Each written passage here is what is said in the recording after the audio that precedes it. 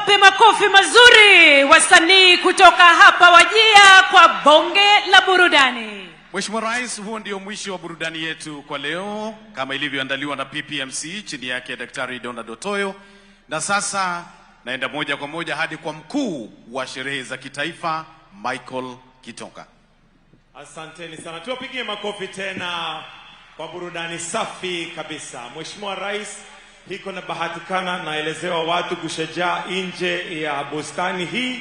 Kwa hivyo haiko naomba ya kwamba tutizame runinga ili tuweze kuona video ambaye inatuelezea mambo ya education, ikiwa ndio kauli mbiu yetu, tukiwaruhusu wananchi waweze kuingia. Naomba tafadhali tuweke video na tuwaruhusu wananchi ambao wako nje waweze kuingia ili tuweze kusherekea pamoja. Burudani ama video iendelee.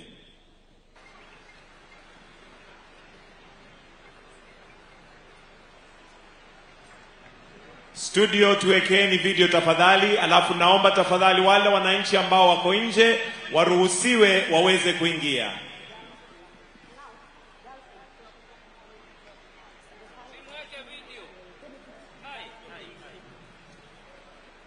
Studio, tuwekee video ambayo inatuonyesha mambo ya elimu ambayo tulikuwa tumetayarisha. Asanteni. Wananchi waruhusiwe waingie tafadhali.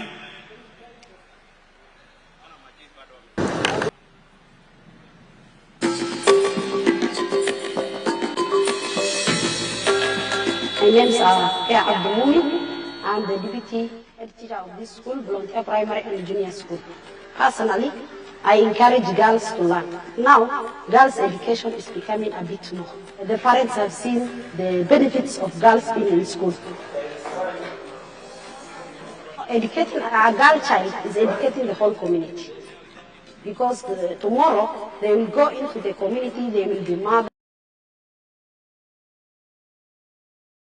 We collaborate with the community. If a girl is absent, we contact them.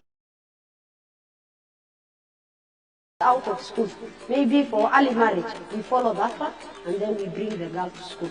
We train them on life skills and values. We are nurturing them every now and then. We are guiding them. We are telling them the importance of education every now and then. Gone are the days when women are seen lesser beings. The women is seen now as an important person in the community. That's why we have women reps. We have MCS who are women. So they borrow a leaf from there. And we tell them we want you to be the future leaders of this country.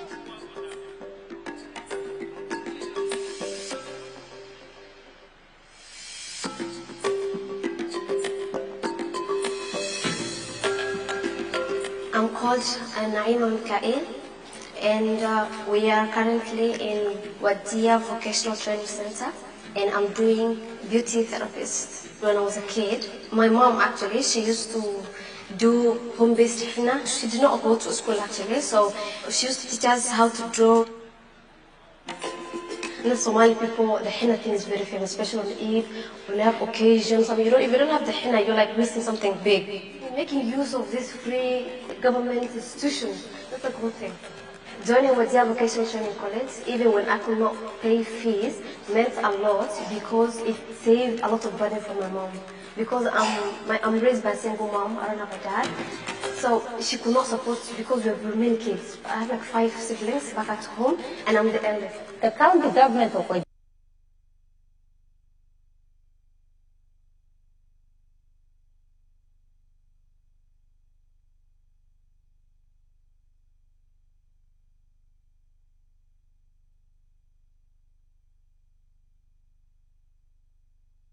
I have my own business actually. I'm providing for my family. I pay for mom's rent. I pay the bills of the light. I even pay half of my 2 siblings. I pay their school fees. You don't have to depend on anyone. Once you've learned from this place, you can actually go independently and do your own job and make your own money. Basi wananchi wakiendelea kuingia, Mheshimiwa Rais, naomba unipe ruhusa niweze kumkaribisha gavana wa eneo gatuzi la Wajir, Mheshimiwa Abdullahi Ali aweze kutukaribisha. Tumpigie makofi tafadhali nikimkaribisha gavana aje aweze kutukaribisha hapa Wajir. Karibu gavana.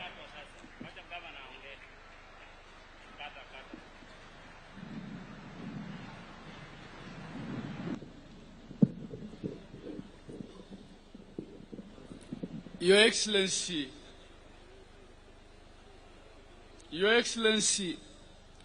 the President of the Republic of Kenya and Commander-in-Chief of the Defense Forces, Dr. William Samoei Ruto.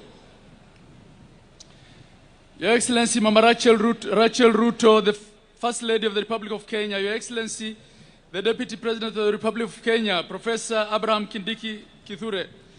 Your Excellency, Mama Dr. Joyce Gatira Kithure. Cabinet Secretaries,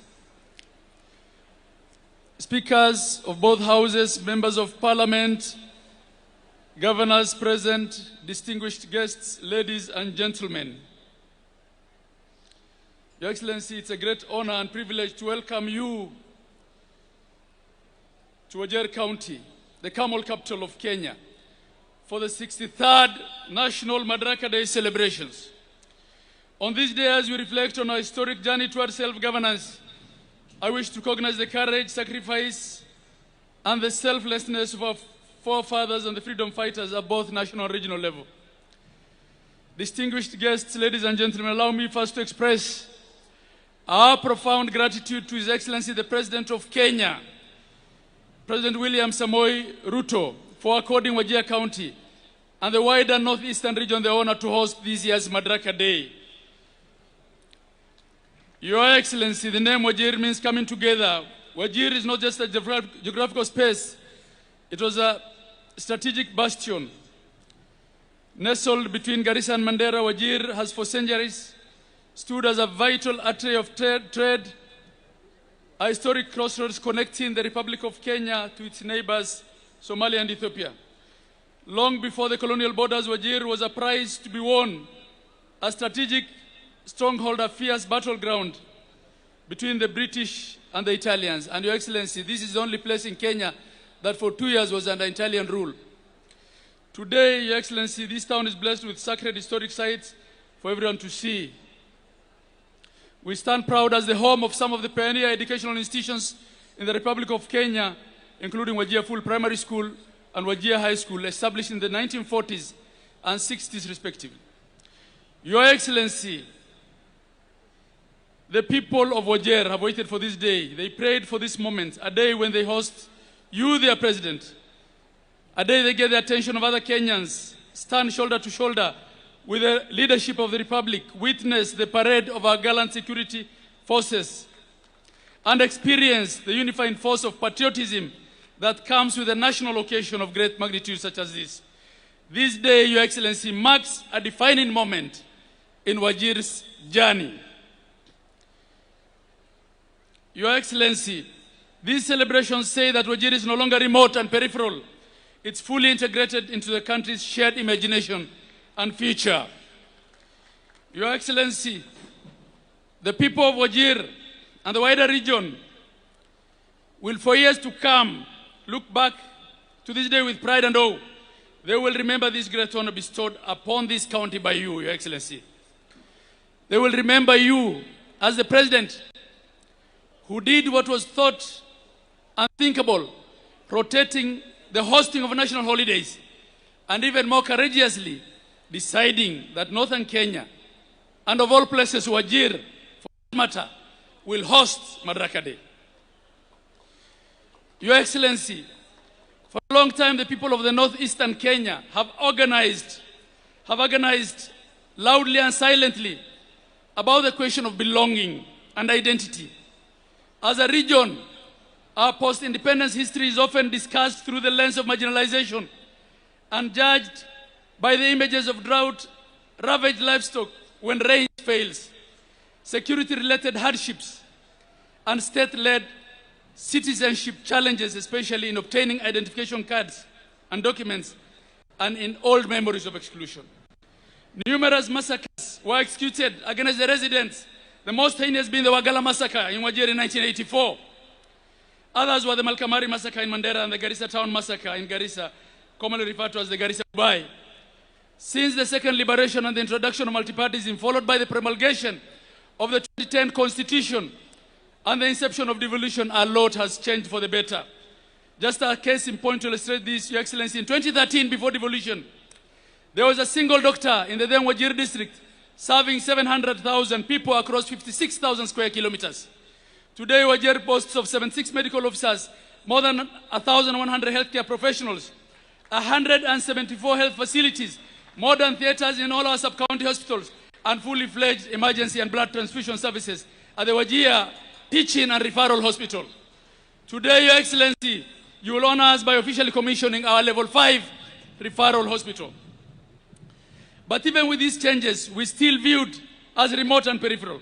Your Excellency, Northern Kenya did not sprout when you became president. Today, it's part of the conversation because you have clearly demonstrated by action that you're concerned about inclusion and about balanced development. It was therefore a great honor, Your Excellency, when you graciously acceded to our request to host 2026 Madaraka Day celebrations in Wajir County.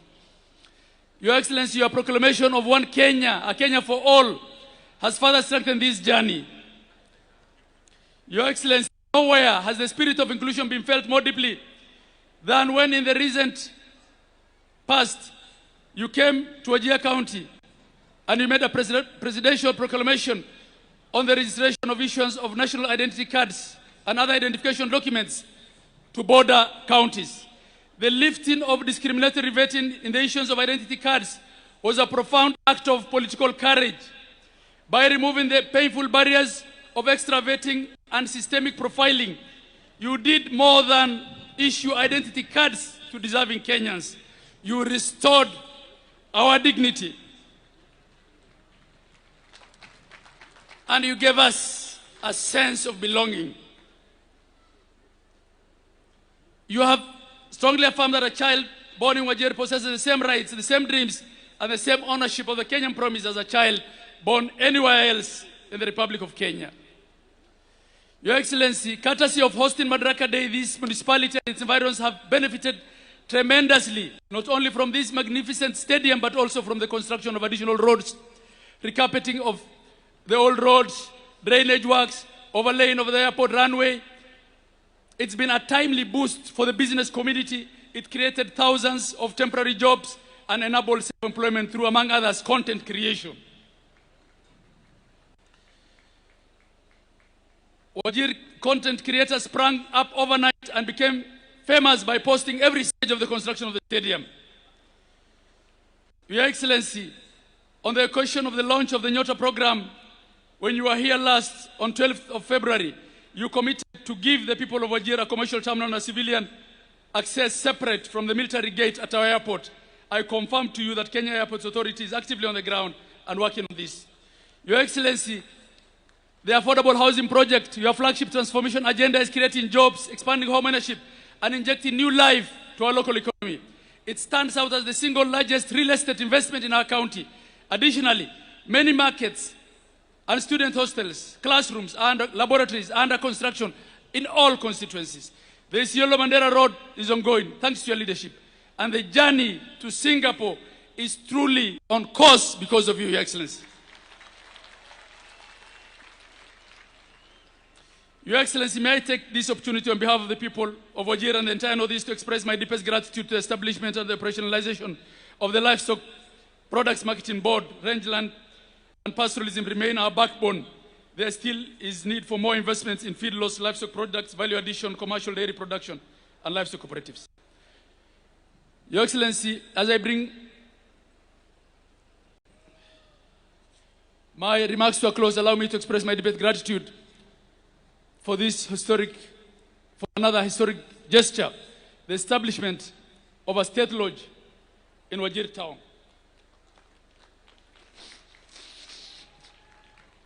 By placing a permanent seat of presidential presence here in Wajir, Your Excellency, you have brought the highest office of the Republic of Kenya to our people. In many years, in many ways, Your Excellency, you have become our resident 001. I look forward to your holding of the first cabinet meeting at Wajir State Lodge.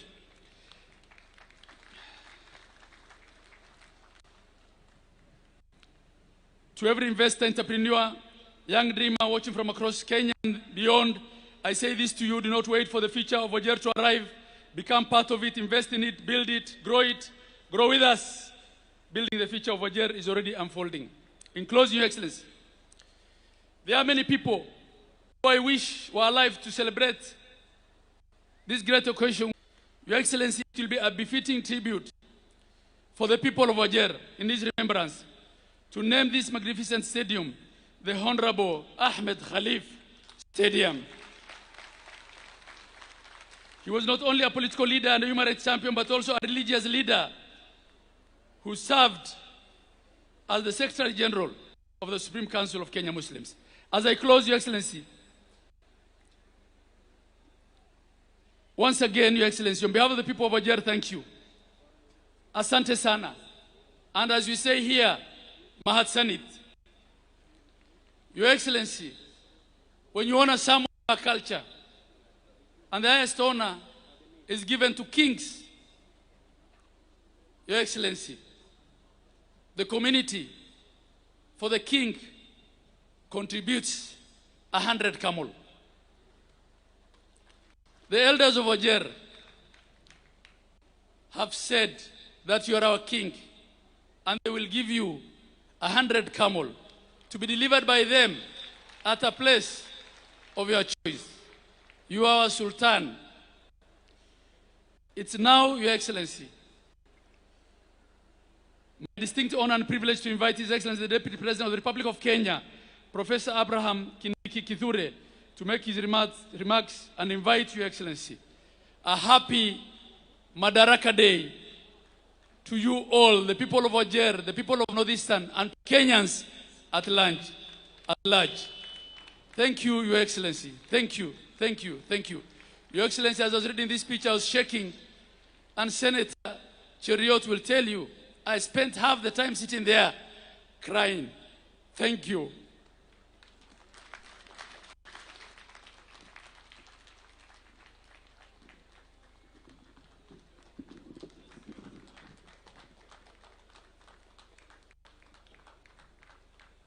Wajir hoye! Wajir hoye! Kenya hoye! Ni leo si leo. Ni sasa si sasa. Mheshimiwa Rais wa Jamhuri ya Kenya, William Samoei Ruto, viongozi wote nikizingatia itifaki zote zilizowekwa, leo ni siku kuu kwa jamhuri yetu kwa sababu ya hafla hii ya siku ya leo ya 63 ya Madaraka ambayo tunafanyia hapa Wajir. I want to congratulate you, Mr. President, for taking the inclusivity and equality agenda of our country a step further.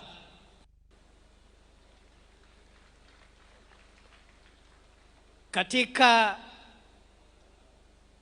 miaka 63 ambayo imepita, tumepiga hatua muhimu katika maendeleo ya nchi yetu.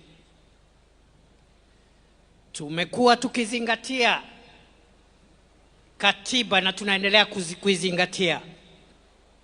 Lakini Mheshimiwa Rais, katika miaka ambayo umekuwa mamlakani, serikali ya awamu ya 5 ambaye wewe ni kiongozi wa hiyo serikali, imefanya mambo muhimu ili kuweka mbele utaifa wetu na kuunganisha taifa letu la Kenya.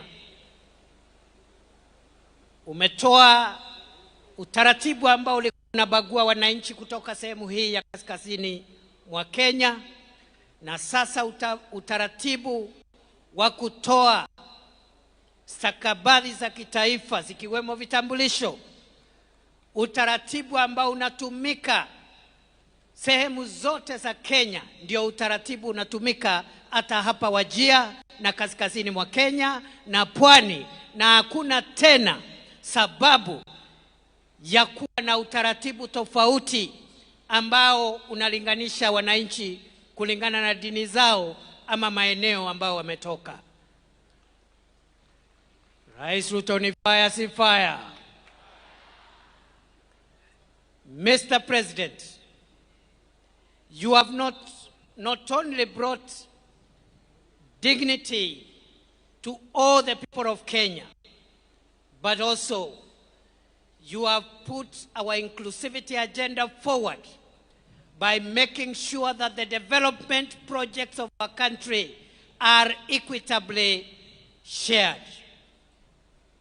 And Mr. President, we are looking forward to the completion of your famous road connecting Mandera to Ramu, to Gare, to Elwak, to Kobo, from Kobo to Kotulo, to Tarbaj, to Wajir, to Samata, to Modogashe, past Garbatula, all the way to Kulamawe and Isiolo.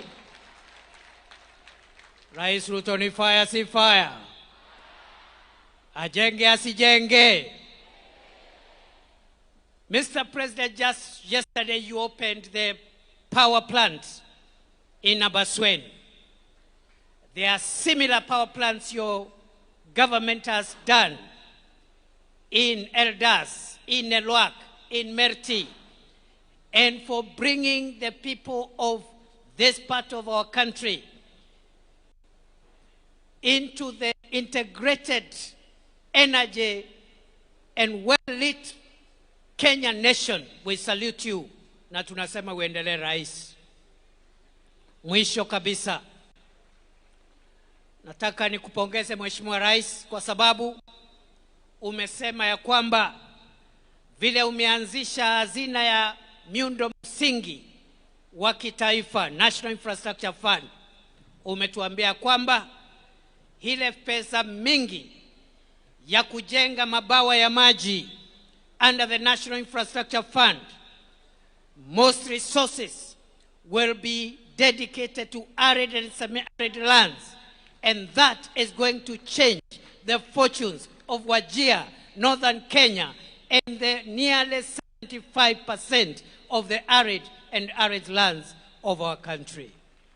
Rais Ruto ni fire si fire. Aendelee asiendelee. Mr. President, today is your day. Allow me, with a lot of humility, to request you, sir, Mr. President, to come and address the people of Kenya from Wajir. Wapi makofi ya rais jameni? Ni fire si fire? Ni noma si noma? Wacha nione salamu ya Rais William Ruto, salamu ya Rais William Ruto.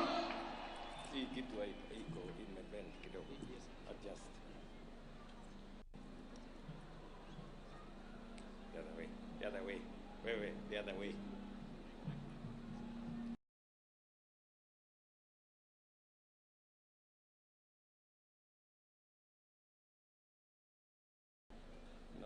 No. It's the opposite direction. No, the other way.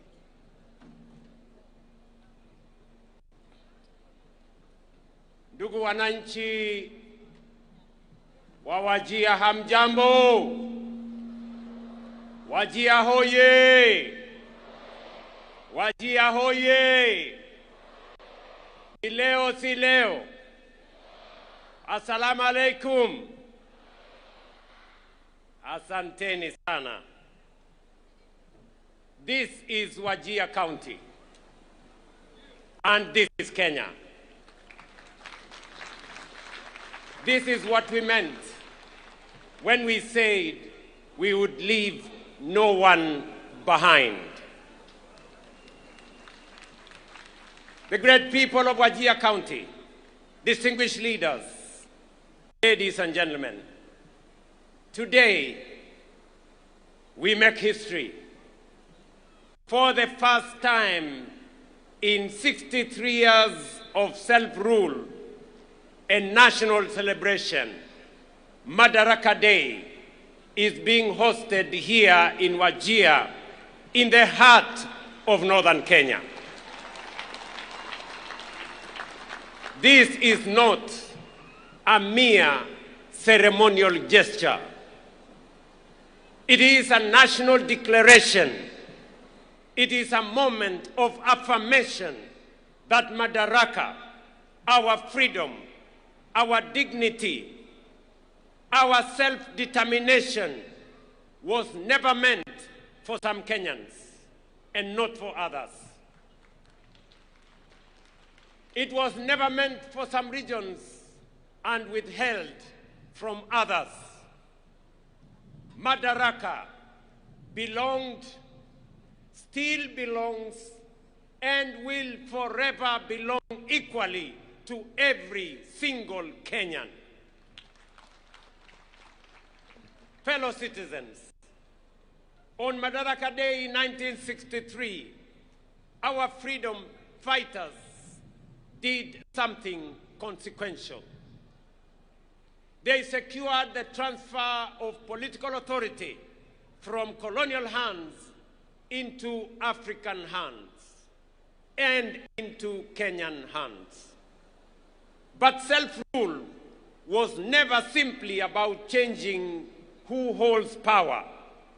It was about beginning the long but necessary journey of building a nation worthy of the sacrifices that secured its freedom.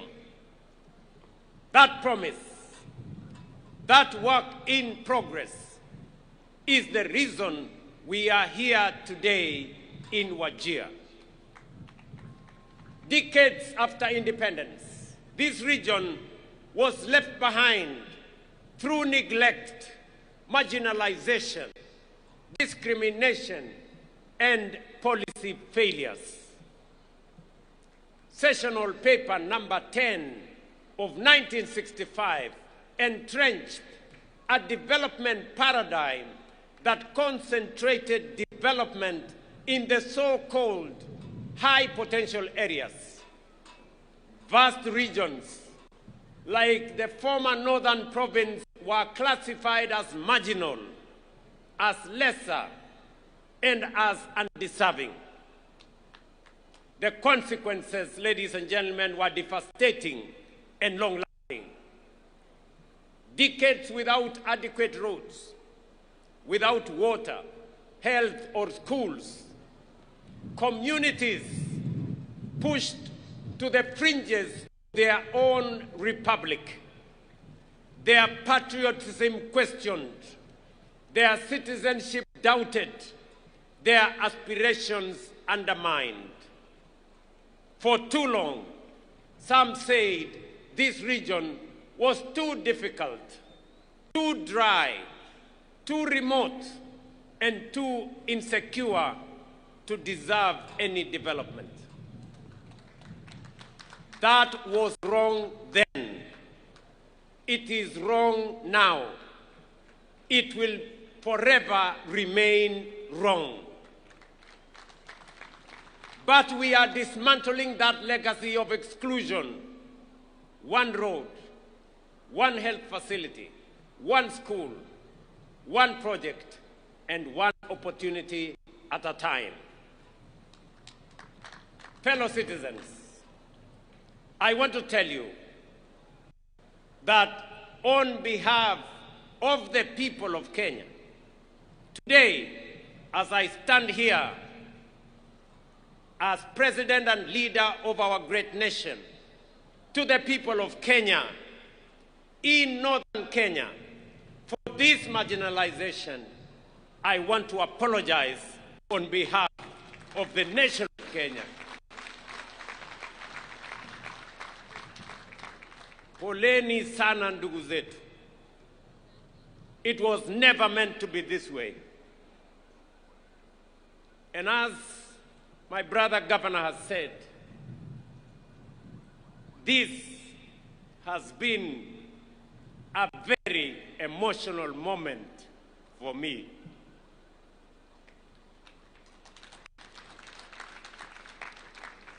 I want to tell you the story of Bakaja Ibrahim Osman. He was born here in Wajir, east of this county in the early 1960s.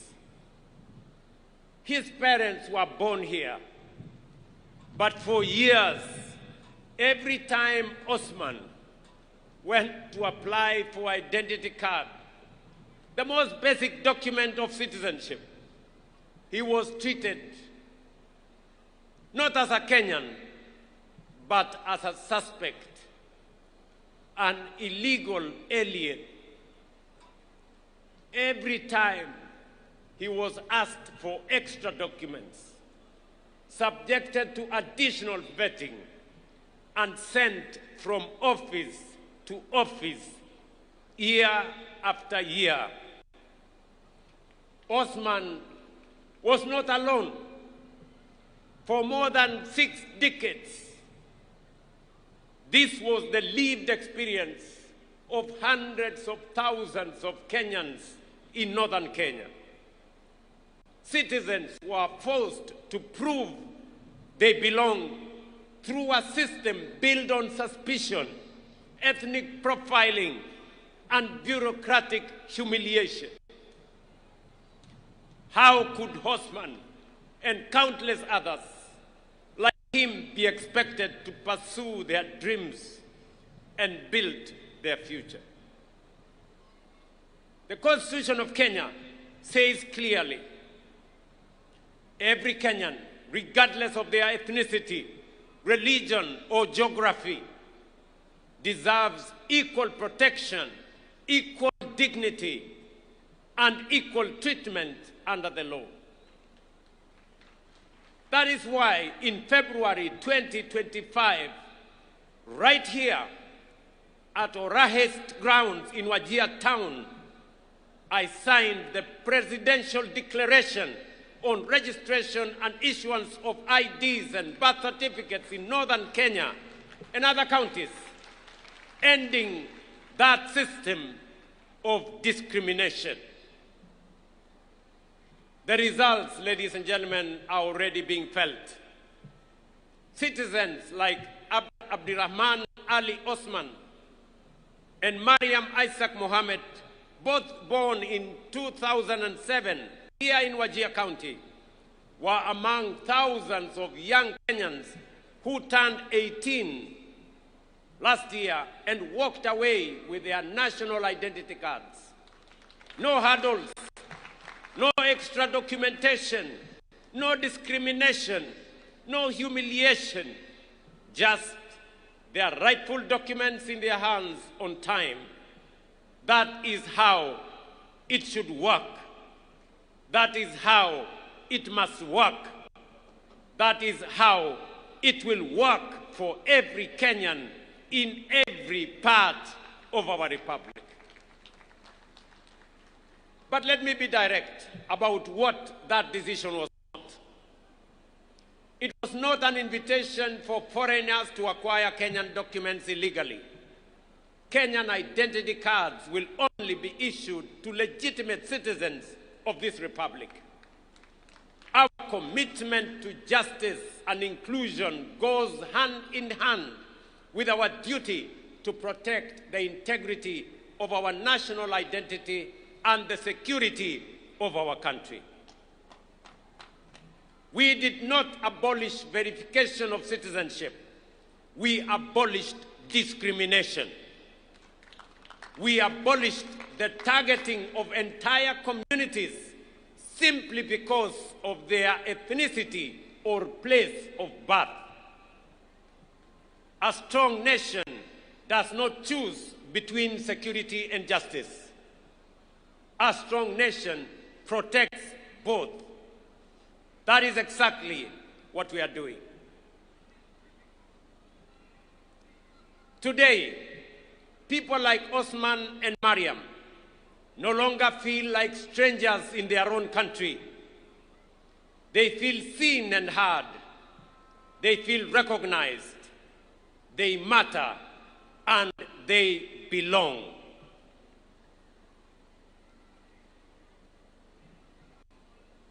Ladies and gentlemen, yet we know that inclusion does not end with recognition. It must be reflected in people's daily lives, in the education of their children, the health that they access, the opportunities available to their young people, and the roads they travel on. That is why the bottom-up economic transformation agenda was conceived not merely as an economic program, but as a deliberate strategy for inclusion. This administration, my administration, has deliberately invested in northern Kenya and historically marginalized regions of our republic. Of all the investments, ladies and gentlemen, we are making in northern Kenya, none is more important than education, which is also the theme of this year's Madaraka: education, skills, and the future. Of all the tools a nation possesses, education is the most potent. It is the bridge between promise and possibility, between poverty and prosperity, and between exclusion and belonging. Unlike in 1963, the next frontier of Kenya's liberation will not be fought on conventional battlefields. It will be won in classrooms and lecture halls, laboratories and workshops, and in innovation hubs. The nations leading the world today and their position: South Korea, Malaysia, Singapore, invested in science, technology, engineering, and mathematics education and became a technology powerhouse. Singapore turned it to its people into the greatest resource. Finland built a knowledge economy through sustained investment in learning. Kenya is decisively moving in that direction. The competence-based education and training system is transforming what learning means in Kenya. It is equipping our children not merely to pass examinations, but to think critically, solve problems, innovate, and compete on the global stage.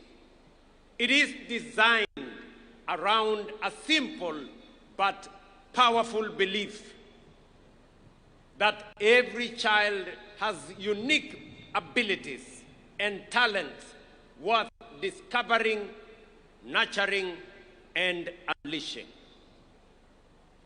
What particularly encourages me is that 52% of learners in the first ever grade 10 cohort have chosen the STEM pathway. This tells us that a new generation is rising, one that will drive Kenya and Kenya's industrial transformation, power our technological advancement, and build the innovation economy that will define our nation's next chapter. That is why this administration has made education not just a priority, but the foundation of our future. No nation can rise above the knowledge, the capabilities, and the skills of its citizens. Our education budget has grown from 500 billion in 2022 to over 702 billion today. We have hired more than 100,000 teachers in just 3 years, with 20,000 more set to be hired this year, making it one of the most ambitious teacher recruitment drives in our nation's history. Most importantly, and as a source of pride for the people and leaders of northern Kenya, 3 years ago, we agreed that the lasting solution to teacher shortages in this region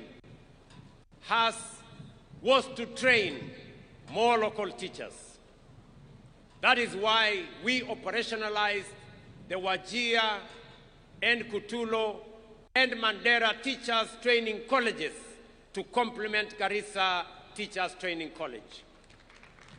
Today, through this affirmative action program, a record 1,800 local teachers from the 3 counties of Wajir, Mandera, and Garissa have been employed and will be deployed in the region.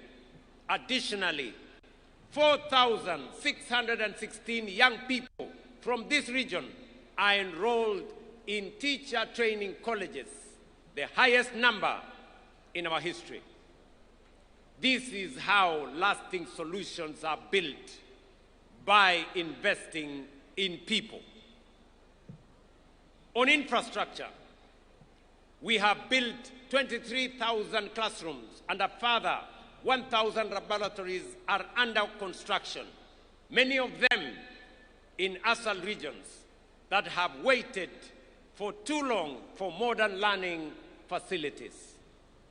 At the same time, more than 850,000 young Kenyans are enrolled in our technical, vocational education colleges, acquiring the skills, the tools, and the confidence needed to build this nation with their hands from the bottom up.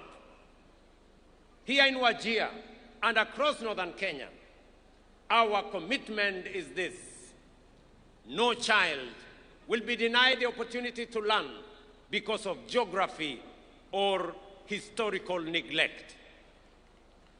School feeding programs are already supporting 2.4 million learners in arid and semi-arid regions. While we continue to deploy teachers, build infrastructure, and expand digital connectivity across this region.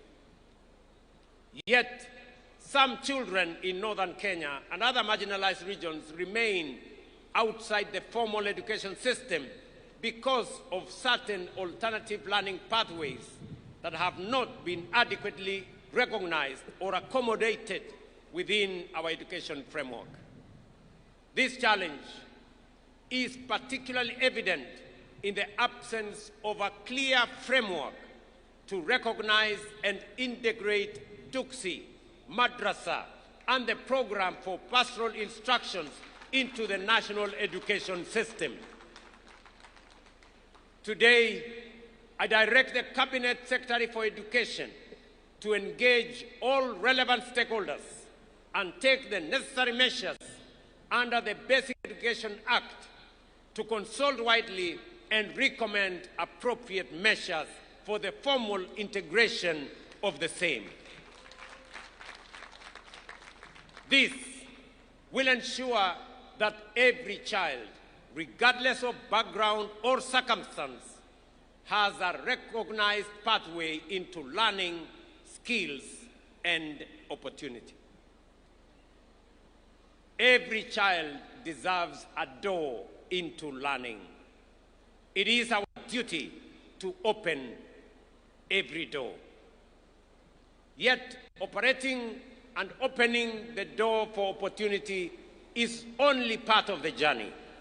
Inclusion must also mean access to quality healthcare, dignity, and well-being for every citizen. Today, of the 31.5 million Kenyans registered with the Social Health Authority, about 800,000 are residents of Wajir, Garissa, and Madaraka counties, representing one of the most significant expansions of healthcare inclusion since independence. To date, SHA has paid 8.1 billion Kenya shillings in claims for services provided in these 3 counties, demonstrating the transformative impact of this reform on access to quality healthcare. Beyond healthcare, ladies and gentlemen, inclusion must translate into opportunity for our young people. Already, more than 2,500 youth across all 30 counties of Wajir County have benefited from the Nyota program through business support, capital, training, and mentorship. Across Wajir, Garissa, and Mandera counties, more than 7,200 young people are beneficiaries. We are also investing in Jitume digital hubs, ICT centers, digital skills programs, and digital infrastructure so that a young person in Wajir can compete with any person in Kenya and globally. Through the labor mobility program, we are opening pathways to jobs, skills, and international experience. Our message to the young people of Northern Kenya is simple. Your future will not be defined by geography. It will be defined by your talent, your skills, and your determination. But talent and determination flourish where opportunity is accessible and infrastructure is strong. That is why we are investing not only in people, but also the foundations of economic transformation. Today in Wajir County, through our affordable housing program, we have invested 15.6 billion shillings in the development of 4,600 housing units, including markets and including hostels, which are at various stages of procurement and construction. This is the largest housing development Wajir has witnessed since independence. One of these projects, located just 3 kilometers from here, stands as a visible symbol of our commitment to ensuring that development, opportunity, and decent living are not reserved for only a few regions. These projects are creating jobs for our young people and generating opportunities for local enterprises. But this is only one part of a much larger transformation. Across Wajir, Garissa, and Madaraka counties, projects valued at approximately 38.5 billion are currently at various stages of implementation. These investments are delivering affordable housing, student accommodation, modern markets, police housing, classrooms, and other supporting infrastructure that will improve lives, expand economic opportunity, and accelerate the region's development. Alongside housing and other social investments, we are investing in the infrastructure that connects communities to opportunity. That is why connectivity remains central to Northern Kenya's transformation. For decades, distance was used to justify exclusion. Today, we are defeating distance. With a 750-kilometer Northern Kenya Gateway Corridor linking Isiolo, Wajir, and Mandera, we are undertaking the most significant and consequential road investment in this region since independence, and connecting communities that were once isolated from markets, from investment, from development, essential services, and economic opportunity. This investment of road, this single road, is going to cost the government of Kenya close to 100 billion Kenya shillings. Si munajua ile barabara ya kutoka Isiolo, ile inakuja Modokashi, inateremuka inaenda Samata, inakuja mpaka hapa Wajir, alafu inatembea hapa Tarbaj, iende Kotulo, iende Kobo, iende Elwak, Gare, alafu ifike kule Mandera. Yes. Na pia ile barabara inatoka kule Lamu kuja Garissa, iende kula Mawe na kuungana na hii barabara pale Isiolo. Ladies and gentlemen, this is more than a road project. It is a bridge between exclusion and opportunity, between neglect and investment, and between the Kenya that was and the Kenya that we are building together. And then there is livestock. Here in Wajir and across northern Kenya, livestock is more than an economic activity. It pays school fees, feeds families, creates jobs, drives trade, and in difficult times, sustains entire communities. The sector contributes about 12% of Kenya's GDP and 42% of agricultural GDP. In the ASAL counties, it accounts for more than 90% of employment and above 95% of household incomes. Yet for decades, pastoralism was regarded as one of Kenya's most valuable economic assets, while receiving limited support in animal health, markets, infrastructure, and financing. We are changing that through one of the most significant livestock restocking programs in recent years. We have distributed more than 52,000 sheep, goats, and cattle to over 10,000 households across 16 arid and semi-arid lands, helping families rebuild livestock wealth lost through drought and other shocks. To strengthen pastoral livelihoods, we have vaccinated more than 10 million animals, expanded local vaccine production to over 123 million doses, established feedlots and hay storage facilities, restored more than 300,000 hectares of degraded rangelands, expanded breeding programs, and strengthened livestock training, marketing, and market infrastructure, including here in Wajir. Today, we are also deploying an additional 2,000 agripreneurs for our ASAL counties, seated right here in our midst.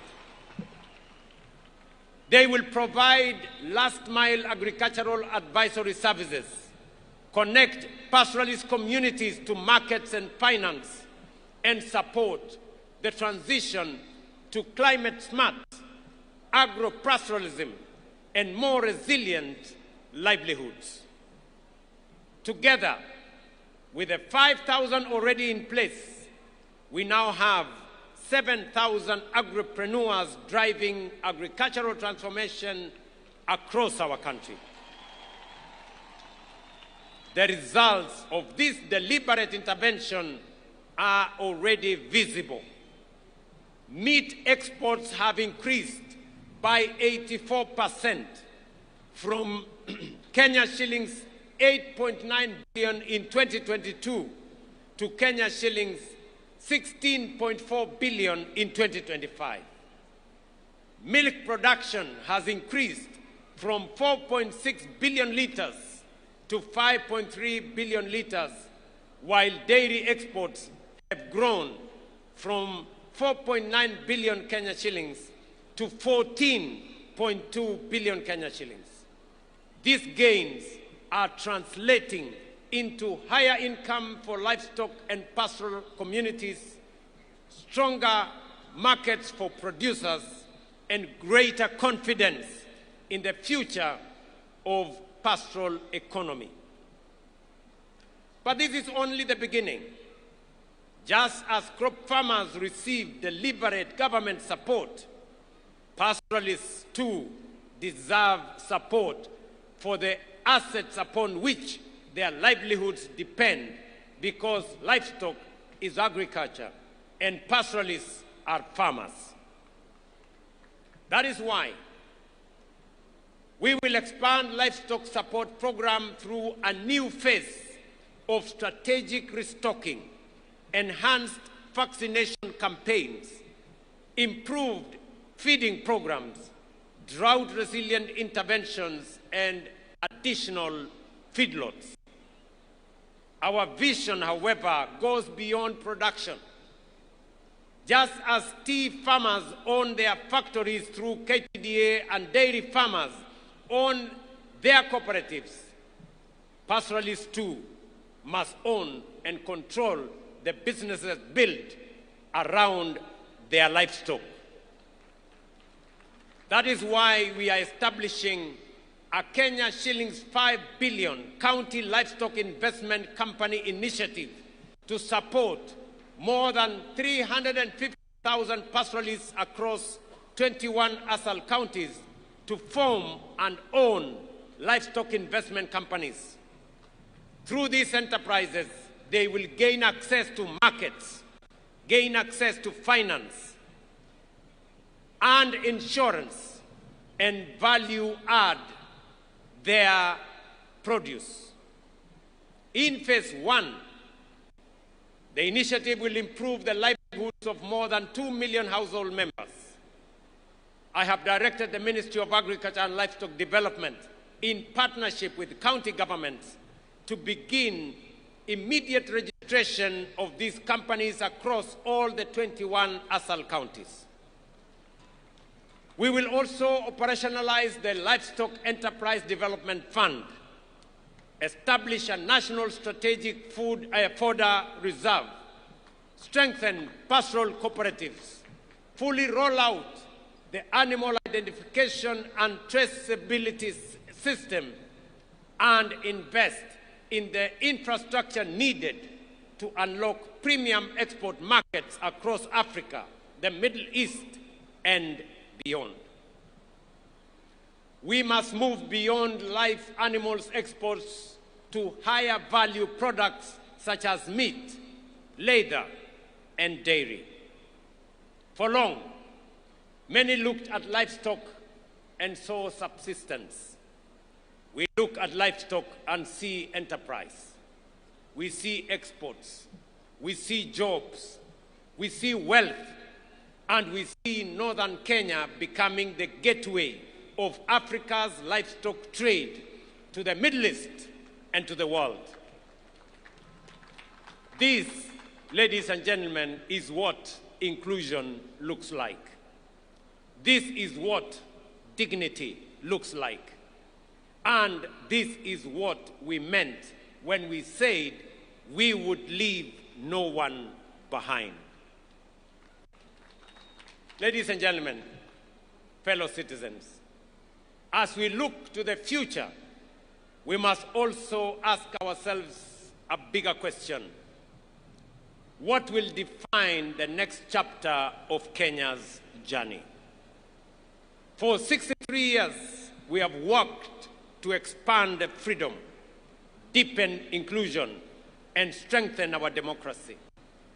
Today, our focus is equally clear: to transform Kenya into a prosperous, productive, and globally competitive nation. That is the roadmap before us. A Kenya that will feed itself and export surplus to the world. A Kenya that manufactures more of what it consumes. A Kenya that creates jobs and opportunities for its young people. And a Kenya that competes confidently in the regional and global economy. Northern Kenya is not peripheral to that vision. It is central to it. For too long, Northern Kenya was viewed through the lens of scarcity. Today, we recognize its immense potential in renewable energy, livestock production, irrigated agriculture, trade, logistics, and regional commerce. Its strategic location at the crossroads of Kenya, Ethiopia, and Somalia places it at the heart of regional connectivity and economic opportunity. Positioned along the Lapsset corridor and between the Lamu and Turkana oil frontiers, northern Kenya serves as a gateway to regional and global markets. Its people possess the resilience, the enterprise, and the determination that have sustained communities through some of the most challenging conditions anywhere that is imaginable. The future of Kenya's growth lies in unlocking the full potential of every part of our republic. That is why we are investing deliberately in northern Kenya. Fellow citizens, if we are to unlock that potential, one resource will be fundamental: water. Water means irrigation. Water means food production, industry, resilience, and opportunity. That is why my administration has set the ambition to build 50 mega dams across the country, 200 medium and small dams, and thousands of micro dams, projects that will bring 2.5 million additional acres under irrigation and food production and export production within the next 5 to 7 years.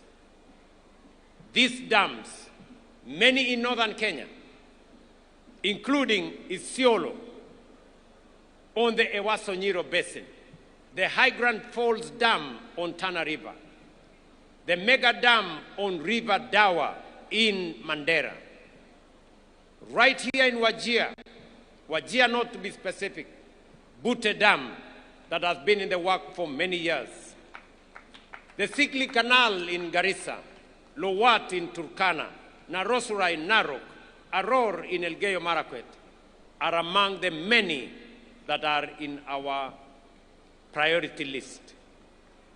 Each of these dams is a statement that no county is too remote to deserve investment, and no river too far to be harnessed for the good of Kenya.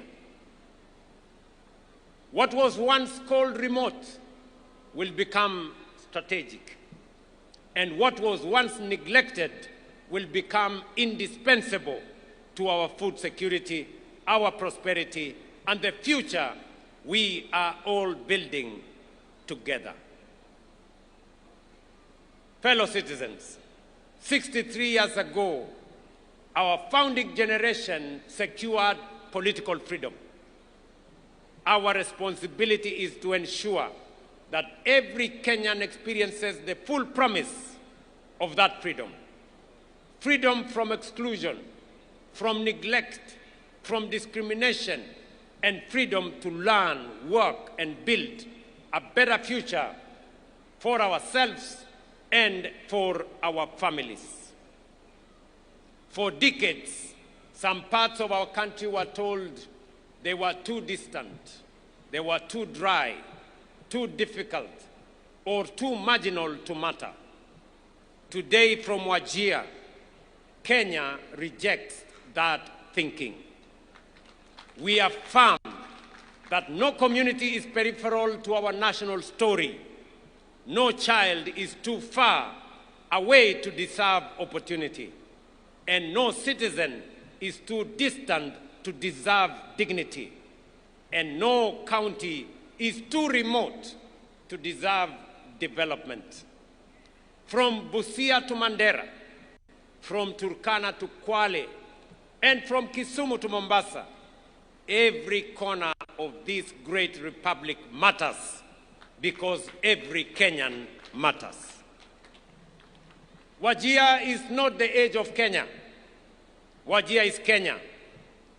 Northeastern is Kenya, and Kenya belongs to all of us. Ndugu zangu watu wa Wajir, mimi nimefurahi sana. This has been a great moment. This has been one of the most consequential Madaraka days that I have attended. Na mimi nawaambia watu wa Wajir, watu wa Northern Kenya, yale yalifanyika pale nyuma hayatafanyika tena. Tutatembea pamoja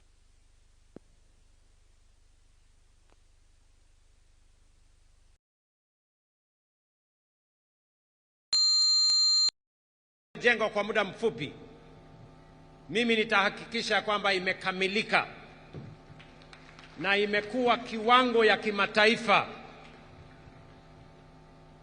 Na baada ya kukamilisha uwanja huu vile mumeuliza, na mimi nakubaliana na nyinyi 100% kwamba huu uwanja uitwe Ahmed Khalif Wajir Stadium.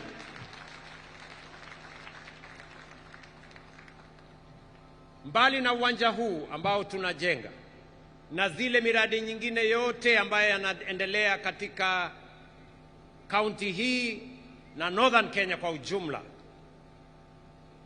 airport yetu hapa, wananchi wa hapa Wajir muliniuliza ya kwamba uwanja huu tuwe na entry mbili, ile ya wanajeshi wetu na pia tuweke terminal building ya wananchi ama a civilian terminal building.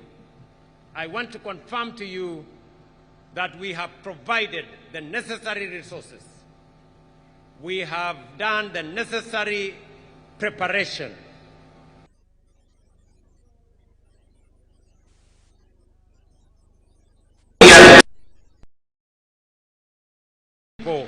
Of Wajir County and their visitors.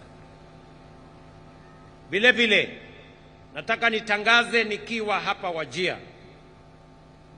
Hapa Wajir imesemekana ya kwamba ni mahali pa watu kukutana na ni mahali pa amani.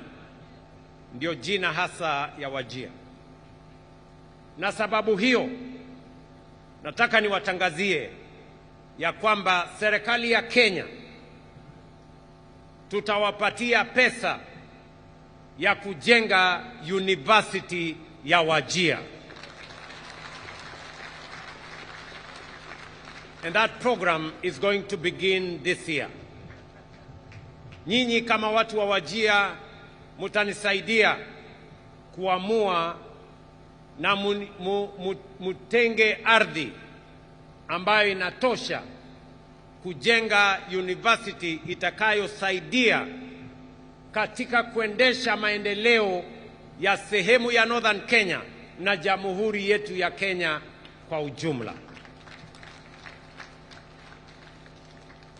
Mimi nataka niwashukuru ndugu zangu watu wa Wajir.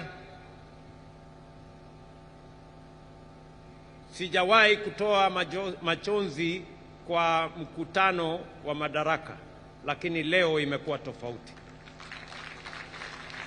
And I feel you. I feel this moment. And I feel the people of Northern Kenya. And I want to assure you that from now going forward, we are going to walk together, shoulder to shoulder, as one people, one nation, with a common destiny. Asanteni sana. Mungu awabariki. Ninawapenda sana na Mungu awabariki taifa letu la Kenya. Thank you very much. Nitaomba sote sasa tusimame ili tumalize sherehe yetu kwa wimbo wa taifa.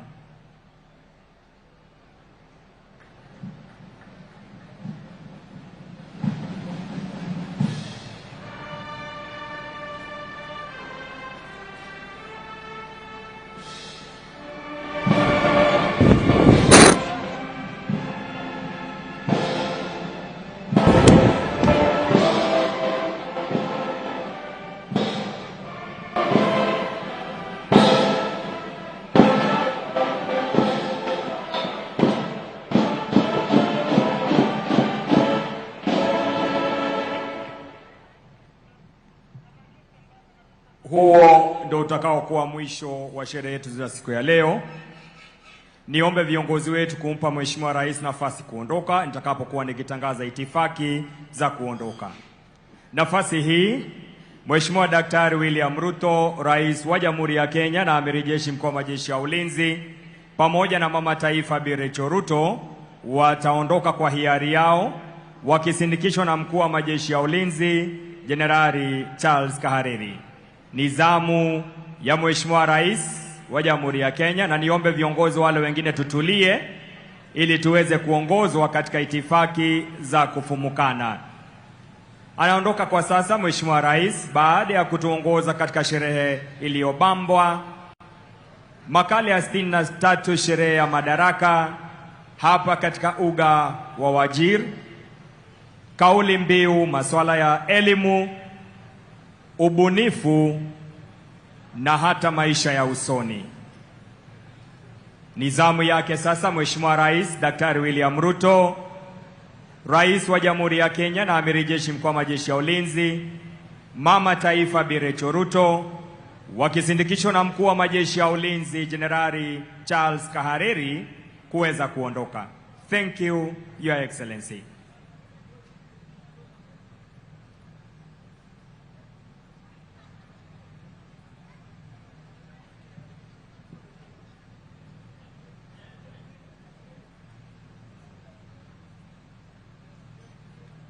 Imekuwa sherehe ya kufana siku ya leo, ikiwa ni makala ya 63 sherehe ya Madaraka. Nikizidi kuwahimiza viongozi tu kuwa watulivu ili tuweze kuwaongoza katika itifaki ya kuondoka.